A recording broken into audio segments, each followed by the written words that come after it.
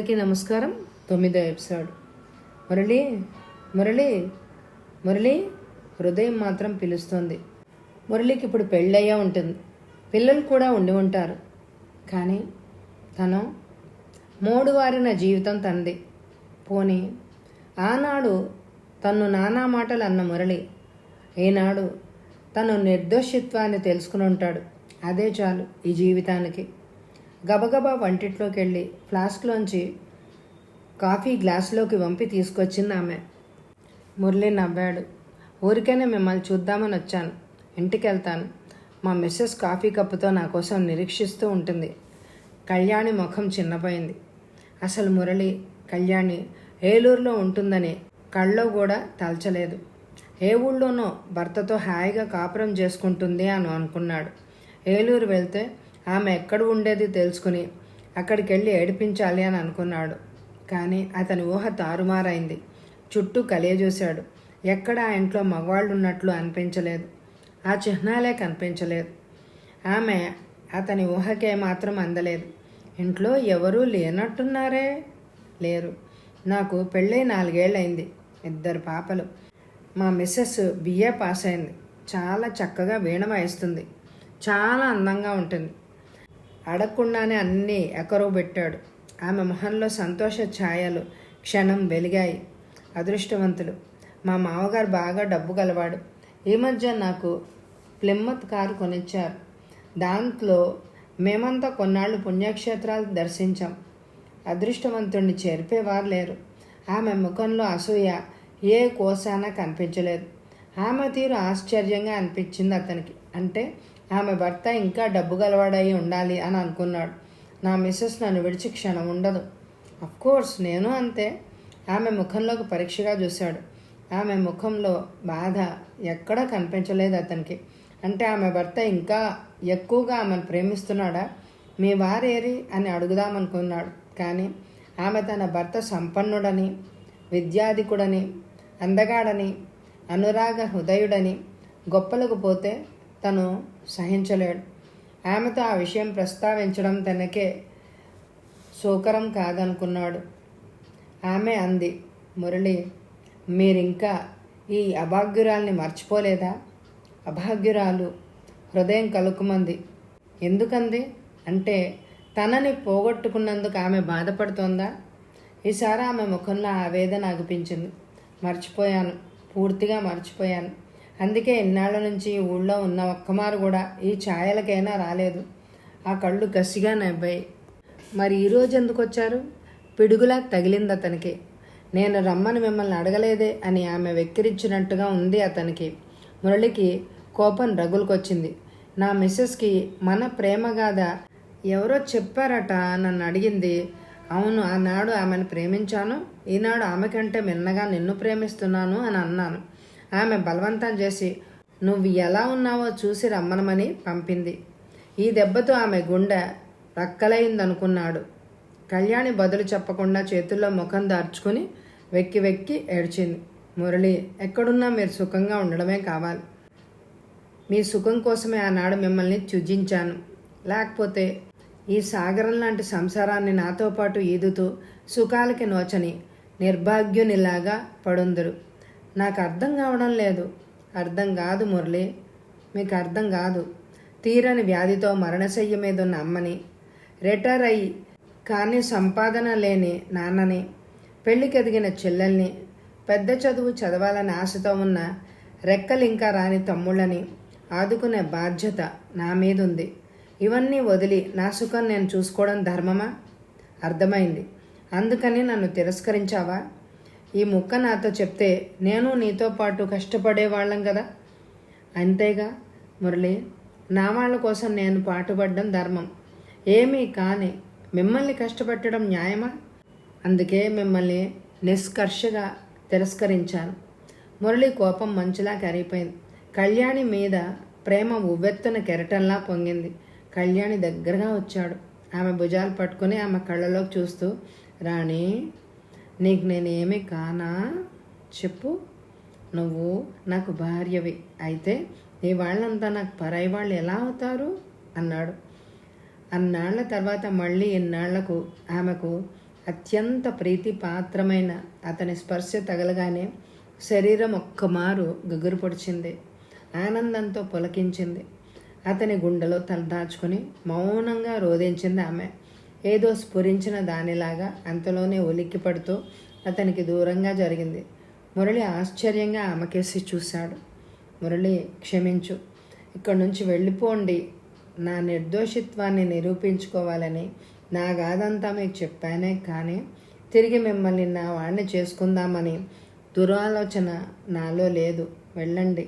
మీరు ప్రత్యక్షంగా కానీ పరోక్షంగా కానీ మీ భార్యకు అన్యాయం చేయకండి, ఆవేశంగా అంది కళ్యాణి.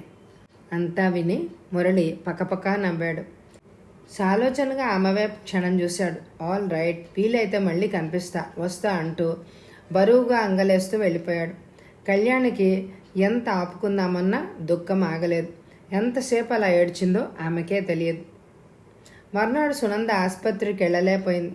ఒళ్ళు కాలిపోతోంది. తలనొప్పి, ఒళ్ళంతా సుత్తులతో మోదుతున్నట్టుగా ఉంది. అసలు ఆ రోజు లేవేలేదు. కాస్త కాఫీ ఇచ్చేందుకైనా కూడా ఎవ్వరూ లేరు. తన పనులు తనే చేసుకునేదేమో. ఇలాంటప్పుడు కాస్త సహాయంగా ఉండడానికి పని మనిషి కూడా లేదు. ఆవేళ సునంద ఆసుపత్రికి రానందుకు కారణం కనుక్కోవాలని స్వయంగా వచ్చాడు డాక్టర్ మదన్. సునంద జ్వరంతో పడుండడం చూశాడు. ఆమెని లేపి గోరువెచ్చని నీళ్లతో మొహం కడిగాడు. మందు తాగించాడు. ఇంజెక్షన్ ఇచ్చాడు. తల మీద ఐస్ బ్యాగ్ ఉంచాడు. ఆమెకి అతను చేసే సేవంతా తెలుస్తూనే ఉంది. కానీ మాట్లాడే ఓపిక కూడా లేదు ఆమెకి. కళ్ళు మూస్తే కళ్ళ ముందు సురేంద్ర రాధ జంట మెదులుతున్నారు. ఎవరో ఆడవాళ్ళు అతని గదికి వస్తే సహించలేకపోయేది. అతను శాశ్వతంగా మరో స్త్రీ సొత్తు అయితే ఎలా సహించగలుగుతోంది? ఆమె బుర్ర వేడెక్కిపోయింది. అలా సృహ లేకుండా 2 రోజులుంది. ఆ 2 రోజులు మదన్ ఆమెకెంతో సేవ చేశాడు. చలితో వణికినప్పుడు నిండా దుప్పటి కప్పేవాడు. చెమట పడితే విసిరేవాడు. రాత్రిళ్ళు నిద్ర ఉండేదే కాదు అతనికి. 4వ రోజు ఆమె కాస్త తేరుకుంది. ఆమె కళ్ళు విప్పగానే నిద్ర లేమి వల్ల ఎర్రబడ్డ కళ్ళతో నీరసంగా మదన్ కనిపించాడు. మదన్ తనకింతగా సేవ చేశాడని తెలియగానే ఆమెలో అతని ఎడల కృతజ్ఞతా భావం పొడచూపింది. కానీ ప్రేమ మాత్రం అంకురించలేదు. మదన్ ఈ 4 రోజుల్లోనూ బాగా చిక్కిపోయాడు. సునందకి అతన్ని చూస్తే జాలేసింది. మీకు చాలా శ్రమ ఇచ్చాను. శ్రమదే ఉంది, రేపు నాకొస్తే మీరు ఆదుకోరా అన్నాడు. మీరు చాలా చిక్కిపోతున్నారు నా కోసం, బాధగా అందామె. నా సేవకు ఫలితం దక్కింది. సునంద అతని కళ్ళలోకి చూసింది. అతని కళ్ళు ఆప్యాయంగా ఆమెకేసే చూస్తున్నాయి. జీవితంలో తోడుండాలి అని అప్పుడప్పుడు అనిపించింది ఆమెకి. మదన్ని పెళ్లి చేసుకుంటేనే ఇంతకంటే కృతజ్ఞత ఎలా తెలుపుకోగలదు? అయితే తన అంగీకారం అతనికి ఎలా తెలియజేయాలి? తన కోసం తన ఆరోగ్యాన్ని కూడా లెక్క చేయకుండా రాత్రింపవళ్ళు పాటుపడ్డ వ్యక్తికి తన్ను తాను అర్పించుకోవడం కంటే అమూల్యమైన కానుక ఏముంది? ఆ మధ్య మీ ఫ్రెండ్ సత్యనారాయణరావు గారు నా దగ్గరకు వచ్చి ఓ విషయం చెప్పి నా ఉద్దేశం తెలపమన్నారు. తర్వాత చెప్తా అన్నాను. దయచేసి మీరు వెళ్ళి ఆయనతో చెప్పండి నేను అంగీకరించానని. రెప్పలు భారంగా వాల్చింది ఆమె. మదన్ ఆనందం అంతా ఇంతా కాదు. ఈనాటికి నా దేవి నన్ను కరుణించింది.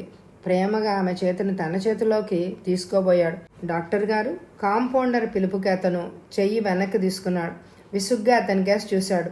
ఎవరో కొత్త పేషెంట్ని చేర్చడానికి వచ్చారు. మీకోసం వెయిట్ చేస్తున్నారు. మదన్ వెళ్ళేవాడే కాదు, కానీ సునంద ఊరుకోదు. అందుకే ఇష్టం లేకపోయినా వెళ్ళక తప్పింది కాదు అతనికి. సునందకి దుఃఖం ముంచుకొచ్చింది. తను చేసిన తప్పేంటో తెలిసొచ్చింది. ఏమిటి ఈరోజు ఇంత బేలన అయిపోయాను? వజ్రం లాంటి హృదయం ఒక చెక్క వేటుకే పగిలిపోయినట్టుందేమిటి? అయిపోయింది, అంతా అయిపోయింది. తన మీద తన అధికారం అంతా అతని హస్తగతం అయిపోయింది, లొంగిపోయింది. ఎంత తెచ్చిపెట్టుకుందామనుకున్నా అతని మీద ప్రేమ రావడమే లేదు. ఎలా? ఇప్పుడు మీరంటే ఇష్టం లేదు అని ఎలా చెప్పగలదు? అయ్యో, మనసు లేని మనవు ఎంత దుర్భరం. గదిలో లైట్ వెలుగుతో పాటు నిర్మల కూడా ప్రత్యక్షమైంది. అరే, అలా ఉన్నావేంటి? జ్వరం వచ్చిందా? ఎప్పటి నుంచి? ఏమిటి విశేషాలు అన్నీ అడిగింది నిర్మల. అన్నిటికీ ఓపిగ్గా సమాధానం ఇచ్చింది సునంద. అదేమిటాయి, ఆ రోజు అలా వెళ్ళిపోయావు? రాధ చాలా బాధపడింది. మీ ఇంటికి వద్దామనుకుంది, కానీ వాళ్ళ ఆయన వచ్చి అర్జెంటుగా తీసుకెళ్ళిపోయాడు. వీలు కాల. సునంద మాట్లాడలేదు. అబ్బా, అంత నల్లగా జైంట్లా ఉన్నాడు, అంత చక్కని పిల్ల రాధ ఎలా చేసుకుందో బాబు, పైగా వరించి చేసుకుందట. లవ్ ఈజ్ బ్లైండ్ అంటారు, ఇందుకే కాబోలు. నిర్మల పడి పడి నవ్వింది. సునంద ఆశ్చర్యపోయింది. రాధ భర్త నలిపేంటి, తెల్లగా అందంగా ఉంటాడు, డాక్టర్ అయితేను అంది. ఆ బావ వద్దని ఈ గోపాలాన్ని చేసుకుందట. నువ్వు చెప్పేది సురేంద్ర గురించి కాబోలు. అవును, ఆ సురేంద్ర నీ మీద మనసుతో పెళ్లి మానుకున్నట్ట. నిన్ను తప్ప మరొక యువతిని చేపట్టనని ప్రతిజ్ఞ పట్టాట. ఆ విషయమే నీకు చెప్పాలనుకుంటే నువ్వేమో తుర్రుమన్నావు. నన్ను ఈ సంగతి నీతో చెప్పమ్మని మరీ మరీ బ్రతిమలాడి వెళ్ళింది రాధ. సునందకి మనసులో లేదు. ఎక్కడలేని బాధ ఆవరించింది. నేను నేను నిర్భాగ్యురాలను నిర్మల. సురేంద్రకి భార్యనయ్యే అర్హత నాకు లేదు. అందుకే నాకు ఈ పాడు జ్వరం తెప్పించాడు దేవుడు. అంతకుముందు జరిగిందంతా నిర్మలకి చెప్పి ఆమె ఒళ్ళో తలదూర్చి బావురమంది సునంద. నిర్మలకు కూడా బాధపడింది. నువ్వు సురేంద్రని ప్రేమించావు, సురేంద్ర నిన్ను ప్రేమించాడు. మీ ఇద్దరి దాంపత్యం అనురాగ పూరితం. మదంతో నువ్వెలా సుఖపడగలవు సునంద? నిజంగా నువ్వు దురదృష్టవంతురాలివే, చెమ్మగిల్లిన కళ్ళతో అంది. ఈ సమయంలో నన్నేం చేయమంటావో చెప్పు. ఇద్దరూ నీకోసం పాటుపడిన వ్యక్తులే, ఇద్దరూ నిన్ను ప్రేమించిన వాళ్లే. కానీ నువ్వు సురేంద్రని ప్రేమించావు, మదన్కి జస్ట్ మాట ఇచ్చావు. ప్రేమనైనా త్యాగం చేయొచ్చు, కానీ మాట తప్పడం మన్నన కాదు. అందువల్ల మదన్ని వివాహం చేసుకోక తప్పదు. నిర్మల కాసేపు ఆ మాట ఈ మాట మాట్లాడి దిగులు పడొద్దని మరీ మరీ చెప్పి ఓదార్చి వెళ్ళిపోయింది. నిర్మల సలహా సునందకి నచ్చలేదు, కానీ న్యాయం ఆలోచిస్తే ఆమె మాటలు కూడా సబబుగానే తోచాయి. సురేంద్ర వివాహం కాలేదని తలచాక అనుక్షణం సురేంద్ర తలపే మిగిలిపోయింది ఆమెకి. మదన్ రూపం మరుగున పడిపోయింది. ఆ రోజు ఆదివారం. కళ్యాణి వంట చేసి హ్యాండ్ మిషన్ మీద జాకెట్ కుట్టుకుంటూ కూర్చుంది. ఆమె ఎప్పుడు చూసినా కడిగిన ముచ్చంలా ఉంటుంది. ఇల్లు ఎప్పుడు నీట్గా ఉంచుతుంది. క్షణం కూడా వృధా పోనేక ఎప్పుడు ఏదో ఒక పని చేస్తూ ఉంటుంది ఆమె. బయట రిక్షా చప్పుడు కాగానే తమ్ముడు వాళ్ళు ఎవరైనా వచ్చారేమోనని బయటకు వచ్చింది. మురళి తల్లి తండ్రి రిక్షాలో దిగి లోపలికి వస్తున్నారు. వాళ్ళెందుకు వస్తున్నారో తెలియక ఆశ్చర్యపోయింది ఆమె. మర్యాద పూర్వకంగా వాళ్ళని లోపలికి ఆహ్వానించింది. మురళి తల్లి సంచిలో ఉన్న పూలు పళ్ళు పట్టు చీర జాకెట్ కూడా తీసి బయట పెట్టింది. కళ్యాణి అడిగి ఓ పళ్ళెం తీసుకుని దాంట్లో అన్నీ సర్ది బొట్టు పెట్టి కళ్యాణికి ఇవ్వబోయింది ఆవిడ. కళ్యాణి బెత్తరబోయింది. తీసుకోవడానికి మొహమాట పడింది. ఆమె తటపటాయించడం చూసి ఆవిడ అంది, నిన్ను చూడ్డానికి ఉత్త చేతులతో రాలేక ఇవి తీసుకొచ్చాను. కళ్యాణి మౌనంగా అందుకుని భక్తితో ఆమె పాదాలను తాకింది. ఆవిడ కళ్యాణి స్థితిగతులను విచారించింది. చివరికి అందావిడ, మా అబ్బాయి మాకంతా చెప్పాడు. మా ఇంటి గృహలక్ష్మి అయ్యే యోగ్యత నీకుందమ్మా. తెల్లబోయింది కళ్యాణి. ఆమెకంతా అయోమయంగా ఉంది. మురళి తల్లి అంత క్రితం కళ్యాణిని కోడలుగా చేసుకుందుకు అంగీకరించలేదు. కానీ కట్నం ఇచ్చుకొని కోడలు తన ఇంటికి రావడం తన వంశానికే అవమానం అంది. కళ్యాణి పేరు చెప్తేనే మండిపడేది ఆవిడ. తీరా కొడుకు పిచ్చివాడయ్యాక అప్పుడు తెలిసొచ్చింది ఆవిడ చేసిన తప్పేమిటో. ఆ పిల్లే తన కొడుకును తిరస్కరించిందని, అందువల్లే కొడుకు మతి చెడిందని తెలిసిన తర్వాత మరీ బెంబేలు పడిపోయింది. ఈనాడు కొడుకు తిరిగి ఆ పిల్లను చేసుకుంటానని చెప్పగానే వెంటనే ఒప్పేసుకుంది. అందుకే శుభస్య శీఘ్రం అని కళ్యాణి ఇంటికి వచ్చింది ఆవిడ. మా మురళి తొందరలో పెళ్ళి కావాలంటున్నాడు. మీ పెద్దవాళ్ళు ఎవరైనా ఉన్నారేమో మాట్లాడొచ్చా? అంతవరకు తలంచుకొని వింటున్న కళ్యాణి చువ్వున తలెత్తింది. మురళి పెళ్ళయింది కదా? ఎక్కడైందమ్మా అంటూ ఆవిడ మురళికి పిచ్చెక్కిన దగ్గర నుంచి జరిగిన కథంతా చెప్పింది బాధపడుతూ.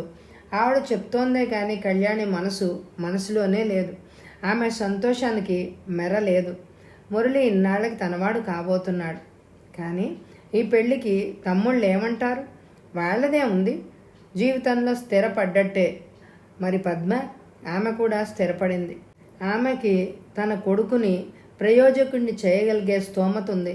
ఇంకా ఎవరి బాధ్యత బరువు లేవు. తేలిగ్గా ఊపిరి పీల్చుకుంది ఆమె. సురేంద్ర జ్ఞాపకం వచ్చాడు. అతనికి విషయం చెప్పాలి. అతని కంటే మించి తనకి కావాల్సిన వాళ్ళు ఎవ్వరూ లేరు. నాకు ఒక అన్నయ్య ఉన్నాడు, ఆయనతో అన్ని విషయాలు చెప్తాను. ఆయనే స్వయంగా మీ దగ్గరకు వస్తాడు అంది కళ్యాణి సిగ్గుపడుతూ. ఆమె బలవంతం మీద ఆ దంపతులు ఇద్దరు ఆ పూట ఆమె ఇంట్లో భోంచేసి తిరుగు ప్రయాణం అయ్యారు. కళ్యాణి ఆగలేకపోయింది. ఎప్పుడు ఈ విషయాన్ని, ఈ శుభవార్తని సురేంద్రతో చెప్దామని ఆమెకు ఆరాటంగా ఉంది. ఆ మర్నాడే విజయవాడ వెళ్ళింది. తీరా వెళ్తే సురేంద్ర లేడు, మద్రాసు వెళ్ళాడు. ఇంట్లో రాధ, దుర్గమ్మ ఉన్నారు. దుర్గమ్మ కళ్యాణిని ఎంతో ఆదరించింది. రాధకి పరిచయం చేసింది ఆమెని. అంతకుముందు రాధ కూడా కళ్యాణి గురించి వినడం వల్ల ఆమెను చూసి ఎంతో సంతోషించింది. తనకి మద్రాసులో సునంద కనిపించిందని, ఆ విషయం సురేంద్రకి చెప్తే వెంటనే మద్రాసు వెళ్ళాడు అని చెప్పింది రాధ. కళ్యాణికి శుభవార్తల మీద శుభవార్తలు. ఆమె మనసంతా హాయిగా ఉంది, తృప్తిగా ఉంది. ఎప్పుడు సునందని చూస్తానా అని ఆదుర్దాగా ఉంది ఆమెకి. దుర్గమ్మకి, రాధకి తన పెళ్లి సంబంధం విషయాలు చెప్పింది ఆమె. ఇద్దరూ ఎంతో సంతోషపడ్డారు. సురేంద్ర రాగానే తప్పక ఏలూరు పంపుతాము అని అన్నారు. రాధ బలవంతం మీద ఆ రోజు ఉండి మర్నాడు ఏలూరు వచ్చేసింది కళ్యాణి. రోజులు గడుస్తున్న కొద్దీ మదన్కి ఎప్పుడు సునందని పెళ్ళాడి ఎప్పుడు తనదాన్ని చేసుకుందామని ఆతృతగా ఉంది. ఆమె అంగీకారం అతన్ని భూమి మీద నిలబడనివ్వడమే లేదు. ఇప్పుడు మదన్ పూర్తిగా మారిపోయాడు. 30 ఏళ్ల యువకుల్లా కనిపించాలని అతి తాపత్రయం. తెల్ల జుట్టుకు రంగు పులిమి నలుపు చేసుకుంటున్నాడు.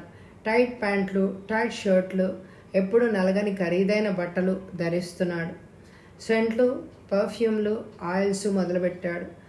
రోగుల ఎడ ఎక్కడ లేని శ్రద్ధ కనబరుస్తున్నాడు. అతనిలో వచ్చిన మార్పు గమనించి కూడా గమనించినట్టే ఊరుకుంది సునంద.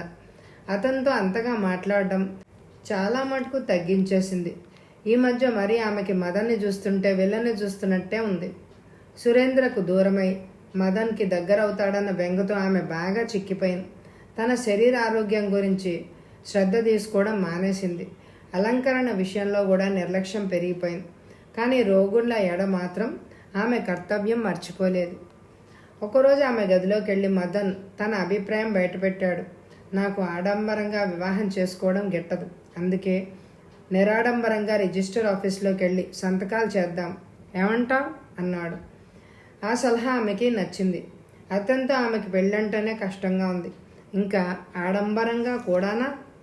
అతని ప్రతిపాదనకు ఆమె మౌనంగా తలూపింది, అంగీకారం వెలుబుచ్చుతూ. అయితే రేపే 11ంటికి వెళ్దాం. సునంద అదిరిపడింది. అప్పుడే నోటిదాకా వచ్చిన మాట నోట్లోనే ఆగిపోయింది. ఎప్పటికైనా మదన్ని పెళ్ళాడక తప్పదు. ఎప్పుడైతేనే? అలాగే. మదను ఆనందం అంతా ఇంతా కాదు. ఆ ఆనందంలో ఆమెను దగ్గరకు తీసుకుని గాఢంగా కౌగిలించుకుందాం అనుకున్నాడు. కానీ ఆమె గంభీర వదనం సాహసింపనీయలేదు. రేపు 11 దాటితే ఆమె తనదే. తన నుండి ఆమెను ఏ శక్తి విడదీయలేదు. ఆలోచనగా తృప్తి చెందిన మనసుతో వెళ్ళిపోయాడు అతను. ఈసారి ఎప్పట్లా సునందకి దుఃఖం రాలేదు. మనసు రాయి చేసుకుంది. దుఃఖిస్తే మాత్రం ప్రయోజనం ఏముంది? జరిగేది జరక్క మానదు. అలా ఎంతసేపు కూర్చుందో. తలుపు దగ్గర చప్పుడైంది. తలుపులు తెరుచుకున్నాయేమో. గుమ్మంలో మనిషి నీడ కనిపిస్తోంది స్పష్టంగా. లైట్ వేసింది. ఆ లైట్ వెలుగులో ఆ వచ్చిన వ్యక్తిని చూసి అవాక్ అయిపోయింది ఆమె. సురేంద్ర లోపలికొచ్చి చైర్లో కూర్చున్నాడు. ఎప్పుడొచ్చారు? కాసేపటికి అడిగింది. ఇప్పుడే. అతను ఆమెను ఆపాదమస్తకం వీక్షిస్తున్నాడు. అతని చూపులు ఆమెకు ముళ్ళలాగా తగిలాయి. సిగ్గుతో ముడుచుకుపోయింది. నందా, ఇన్నాళ్ళు నేను గుర్తుకు రాలేదా? ఒక్క ఉత్తరం ముక్క కూడా రాయడానికి కూడా నీకు తీరిక లేదా? గాఢానురాగం ప్రస్ఫుటమవుతున్న అతని గొంతు తీయదనానికి ఆమె పరవశురాలైంది. భక్తురాలు భగవంతుణ్ణి మర్చిపోతుందా? ఆ సమాధానానికి అతడు పులకించిపోయాడు. ఆ శాంతం ఆమెను తన బిగి కౌగిల్లో బంధించేయాలనుకున్నాడు. కానీ నిగ్రహించుకున్నాడు. ఆమె వెళ్ళిన తర్వాత జరిగిన సంఘటనలు, తన ఆమె గురించి ఎంత బాధపడ్డాడో అన్నీ వివరించాడు అతను. నందా, ఇన్నాళ్ళు నీ కోసం తపస్సు చేశాను. ఈనాటికి నా తపస్సు ఫలించింది. రా, మన ఇంటికి వెళ్దాం. నువ్వు నా అర్ధాంగివి, నా ప్రణయ నిధివి, దేవతవి. నిన్ను నా నుంచి ఎవ్వరు వేరు చేయలేరు ఆవేశంగా అన్నాడు. ఆమె చేతిని తన చేతిలోకి తీసుకొని ప్రేమగా నిమురుతూ. తన చేతిని తీసుకోవడానికి ఆమె ప్రయత్నించలేదు. అందుకు నాకు అర్హత లేదు. సురేన్, ఆమె కంఠంలో ఆవేదన, అంతకుమించి ప్రేమ ప్రతిధ్వనించాయి. ఏ, నన్ను వివాహం ఆడడానికి ఇష్టం లేదా? అలా అనకండి సురేన్. జన్మ జన్మలకి మీ చరణదాసిని కావాలనే నేను కోరుకుంటాను. చేతుల్లో ముఖం దూర్చి వెక్కెక్కి పడింది ఆమె. వచ్చే ఎపిసోడే ఆఖరి ఎపిసోడ్ అండి. ఈ ఎపిసోడ్ని తప్పకుండా లైక్ చేయండి. ఎండ్ స్క్రీన్లో ఉన్న నవలలు, కథలు తప్పకుండా వినండి. Thank you very much my dear friends.